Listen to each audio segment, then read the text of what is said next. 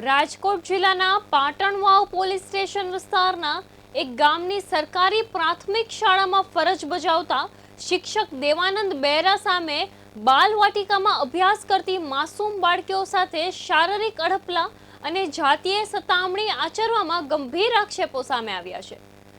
બાળકીઓએ પરિવારજનોના લાંબા સમયથી અયોગ્ય વર્તન કરાતું હોવાનું જાણ કરાતા સમગ્ર મામલો પ્રકાશમાં આવ્યો હતો। ઘટનાથી વાલીઓ અને ગ્રામજનોમાં ભારે રોષ ફેલાયો હતો અને તેમને પોલીસ સમક્ષ કડક કાર્યવાહીની માંગ કરી હતી। પાટણવાવ પોલીસે ફરિયાદના આધારે બીએનએસ તથા પોક્સો એક્ટની વિવિધ ગંભીર કલમો હેઠળ ગુનો નોંધી વધુ તપાસ હાથ ધરી છે।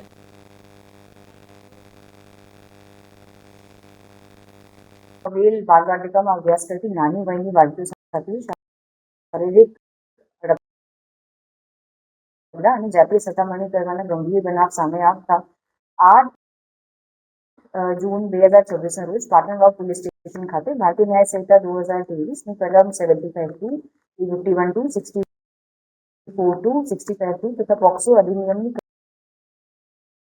કલમ 6, 8, 10 અને 18 મુજબ ગુનો નોંધવામાં આવ્યો હતો। બનાવની હકીકત એવી રીત છે કે 5 બાળકીઓ જેની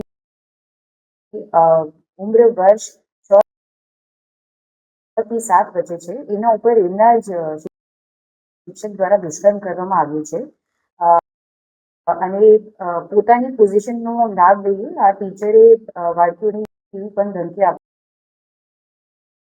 હતું કે કોઈને કહેશો તો તમારા માટે સારું નથી રહેશે। એમ કરીને કોઈ પણ બાળકીઓ પોતાના ઘરે આ વાતને કીધી નથી। પછી જ્યારે સમર વેકેશન ચાલુ હતી અને બાળકીઓ પોતાની નાનીના ઘરે ગયા ત્યાં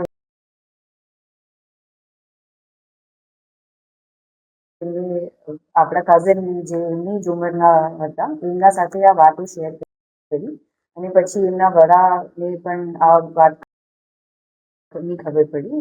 ત્યારબાદ જ્યારે પેરેન્ટ્સને આ વાતની ખબર પડી આ બીજા પણ બાળકીઓના ફ્રેન્ડ સાથે ડિસ્કસ કરી અને એવી હકીકત સામે આવી અને ગુનાની ગંભીરતાને જોઈને પાટણવાવ પોલીસ સ્ટેશન હ્યુમન અને ટેકનિકલ સોર્સિસને ડિપ્લોય કરીને આરોપી દેવાનંદ ગોવાભાઈ બેરા જે સરકારી શિક્ષક છે એમને ઝડપી પાડી કાયદેસર કાર્યવાહી કરી રહી છે।